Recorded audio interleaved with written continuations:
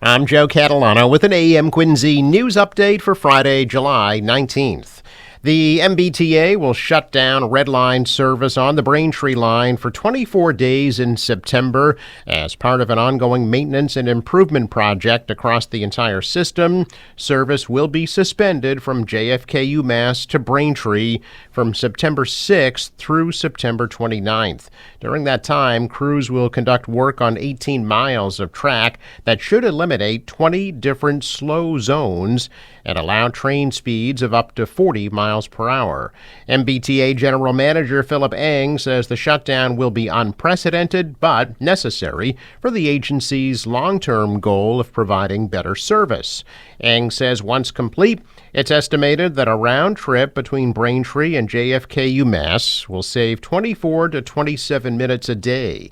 The T said there will be shuttle buses made available, as well as commuter rail travel options and increased service on the Ashmont branch while the work takes place. The plans for the alternative transportation have not yet been finalized. After a series of safety and performance issues in the past few years prompting a federal investigation, the T began an overhaul of the system. There have been several rounds of service shutdowns on different branches as work continues, including that historic month-long closure of the Orange Line that started in August of 2022. The newly formed citizens group called A Just Quincy says they're not giving up on their efforts to make local government more transparent. Although the group says they failed to gather enough signatures to repeal the recent salary increases for the mayor and city councilors, they're moving forward with mobilizing citizens to hold elected officials more accountable. The group is currently conducting a poll asking residents if they want to implement changes such as term limits for the mayor and city councilors, run candidates to replace the current slate of councilors next year, complete an update of the city charter, advocate for a residential tax exemption, and work with the Quarry Hill Citizens Advocates to block the mayor's plan to enter into a 99-year lease with Quarry Hills Associates at Granite Links. A Just Quincy says they'd also like to schedule a meeting soon to discuss the issues and that they're seeking more participation in their group. Authorities rejecting a company's controversial request to dump up to 1.1 million gallons of wastewater from a decommissioned power plant into Cape Cod Bay. Holtec Decommissioning is in charge of safely cleaning up the former Pilgrim Nuclear Power Station in Plymouth. They requested a modification to a permit that would allow them to dump the wastewater into Cape Cod Bay. The Massachusetts Department of Environmental Protection rejected the modification yesterday. Pilgrim was decommissioned in 2019 when Holtec proposed dumping water that circulated through the plant's nuclear reactor into Cape Cod Bay. Mass DEP consulted the Massachusetts Office of Coastal Zone Management. The two organizations determined that Cape Cod Bay is a protected ocean sanctuary under the statewide Ocean Sanctuaries Act. Holtec insists the water is safe. Mass DEP said they made their decision based on public comments and a forum. They said they received over 1,000 comments about Holtec's proposal. The judge presiding over Karen Reed's murder trial has agreed to keep the jury anonymous indefinitely after a juror said they fear for their safety in light of the media attention surrounding the case. The juror, identified as Juror Doe in court documents, is in reasonable fear for their safety and the safety of their family if the list of jurors is made available to the public, according to Judge Beverly Cannoni. The judge indefinitely extended her July 8th order impounding jurors' names, adding, quote, "This order shall not preclude any juror from identifying himself or herself and or from speaking to the public about his or her jury service." In an affidavit yesterday, Juror Doe said that they're frightened for their safety, noting that jurors could hear protesters screaming and yelling outside the courthouse in Dedham during their deliberations.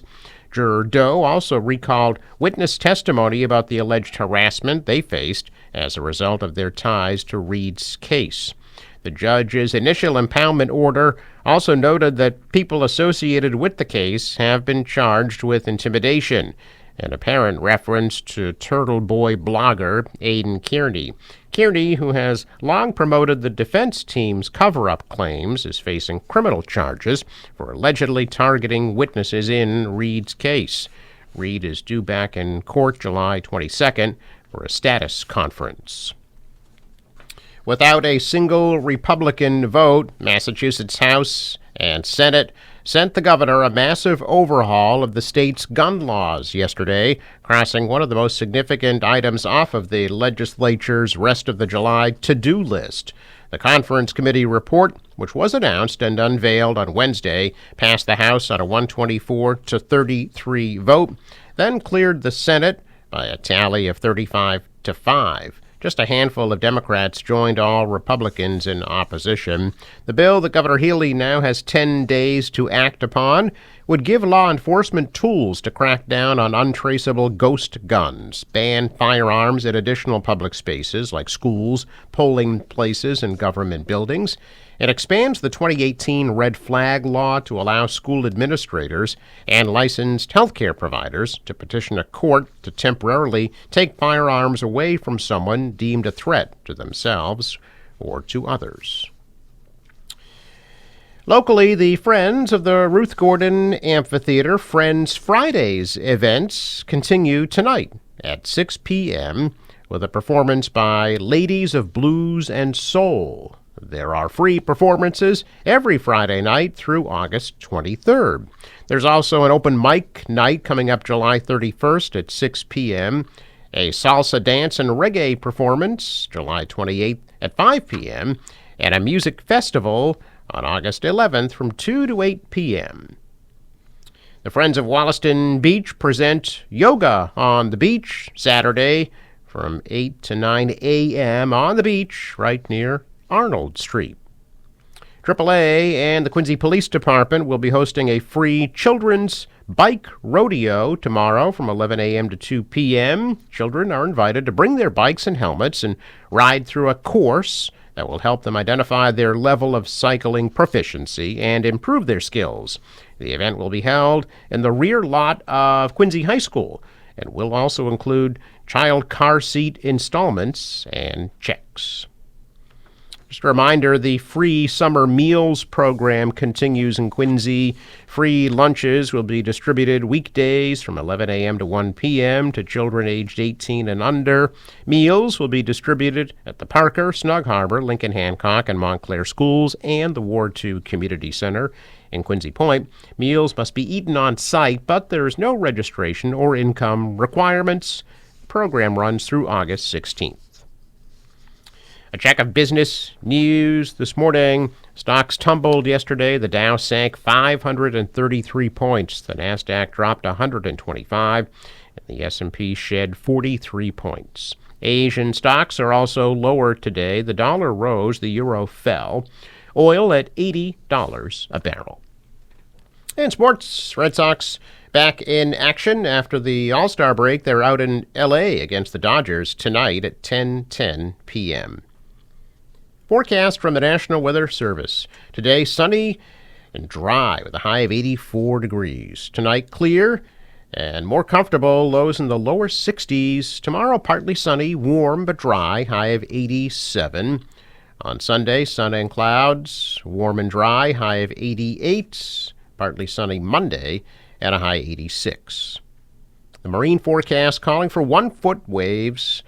A northerly wind at 5 to 10 knots, becoming easterly later today. High tide 10:32 a.m. Sunrise 5:24, sets at 8:15. I'm Joe Catalano with an AM Quincy news update for Friday, July 19th.